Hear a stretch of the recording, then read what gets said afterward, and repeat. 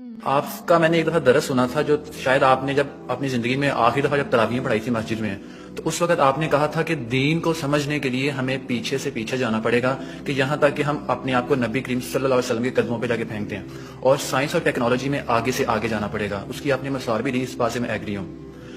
جب میں اس روٹ آپ نے ایک مثال بھی دی تھی کہ سائنس میں آگے سے آگے جانا چاہیے، تو میں نے اکثر دیکھا ہے اس فیلڈ میں آ کے کہ جتنے بھی علماء کرام ہیں، جب وہ ہر ایک کہتا ہے کہ آپ ابو حنیفہ کو فالو کر لیں، امام مالک کو فالو کر لیں، امام شافعی کو فالو کر لیں، میں آپ سے یہ پوچھنا چاہتا ہوں کہ ہم یہ کیوں نہیں کہتے کہ حضرت ابو بکر صدیق کو فالو کر لیں، عثمان کو فالو کر لیں، علی کو فالو کر لیں؟ کیونکہ میں جس لیول میں پڑھتا ہوں نا، میں اسٹوڈنٹس میں، جب میں اسٹوڈنٹس کو بات کرتا ہوں تو اسٹوڈنٹ مجھ سے یہ پوچھتے ہیں کہ ہم ان لوگوں کو کیوں فالو کریں؟ ہمیں چاہیے کہ ہم نبی کو فالو کریں، صحابہ کو فالو کریں، انہیں کو فالو کریں۔ تو اس میں ذرا کنفیوژن ہے، تو اس میں ذرا کلیئرٹی تھوڑی کر دیجیے۔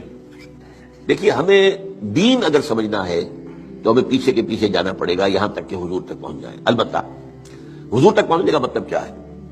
ایک حضور نے ہمیں قرآن دیا، ایک حضور کی سنت، ان دونوں کو ہمیں اختیار کرنا پڑے گا۔ اب یہ ہے کہ قرآن مجید کی کسی آیت سے استدلال کرنے میں اختلاف ہو سکتا ہے، کسی حدیث سے استدلال کرنے میں اختلاف ہو سکتا ہے، حدیث بعض اوقات کنٹراڈکٹری بھی آ جاتی ہے۔ ان کے مابین توافق پیدا کرنا یہ ایک بڑی علمی جدوجہد ہے۔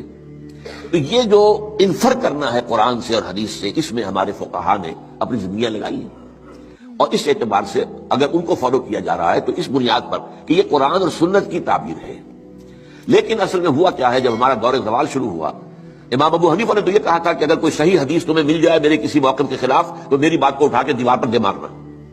لیکن اس کے بعد یہ ہوتا ہے کہ فرقہ پرستی شروع ہو گئی ہے۔ یہ فرقہ پرستی جو ہے اس نے ساری خرابی کی ہے، ورنہ ہم یہ سمجھیں، اور میں نے اس کے اوپر جو ہے ایک انٹرویو بھی میں نے حال ہی میں دیا ہے، اور میں نے یہ 20 اگست 1980 کو تقریر کی تھی علماء کنونشن کے اندر، جو ضیاء الحق صاحب کے دور میں علماء کنونشن 2-3 ہوئے تھے، ان میں سے پہلا کنونشن جو تھا اس میں میں بھی شریک تھا، اس میں میں نے تقریر کی تھی کہ ان فقہی اختلافات کا حل کیا ہے۔ تو میں نے کہا تھا کہ جہاں تک تو فیملی لاز ہے اور پرسنل لا، اس میں ہر فقہ کو کھلی آزادی ہونی چاہیے، کیونکہ بڑے سینسیٹیو ایشوز ہیں۔ عقائد کا معاملہ ہے تو سینسیٹیو ہے۔ اب نماز میں فرض کیجئے یا روزے کے اندر اگر آپ طے کر دیں فلاں وقت پر روزہ کھولنا ضروری ہے، تو ہو سکتا ہے کسی فقہ کے نزدیک اس پر روزہ کھولنا درست نہ ہو۔ تو ان چیزوں کو تو چھوڑ دیا جائے لوگوں کے فقہوں پر، do what they want to do. لیکن لا آف دی لینڈ میں کسی فقہ کو تسلیم نہ کیا جائے، بلکہ سب کو تسلیم کیا جائے۔ اب اس میرے فرق کو سمجھ لیجئے، کوئی فقہ بائنڈنگ نہیں، لیکن تمام فقہوں کو ہم اپنا سمجھے کہ یہ ہمارا ایک اثاثہ علمی ہے، ایک کامن ہیریٹاج ہے، ہمارا تراث علمی ہے۔ امام ابو حنیفہ نے یہ کہا، مالک نے یہ کہا، شافعی نے یہ کہا، حنبلی نے یہ کہا، امام جعفر صادق نے یہ کہا، امام زید نے یہ کہا، اور حزم نے یہ کہا، اور فلاں نے یہ کہا، بازیوں نے یہ کہا۔ یہ گویا کہ ہمارا ایک کامن جو ہے، یہ ہمارا اثاثہ ہے۔ اس سب کو سامنے رکھ کر آپ ایک نئی قانون سازی کر سکتے ہیں۔ تو اس حوالے سے یہ، لیکن یہ ہوگا کیسے؟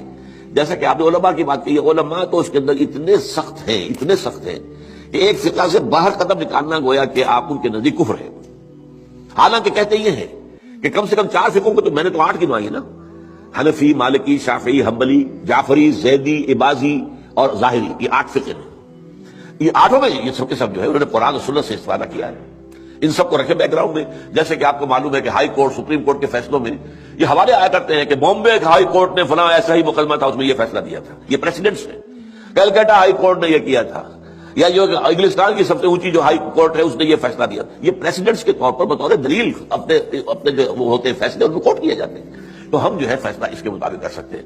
میں کہہ رہا تھا کہ ہمارے جو سنی فقہاء ہیں، وہ جو علماء ہیں، چاروں کو کہتے ہیں حق ہے، حنفی بھی حق ہے، شافعی بھی حق ہے، مالکی بھی حق ہے اور حنبلی بھی، لیکن تمہیں ایک کی پیروی کرنی ہوگی لازم۔ یہ میرے خیال میں ان کی زیادتی ہے، ان کی فرقہ پرستی ہے، اور اس کی وجہ اصل میں کیا ہے؟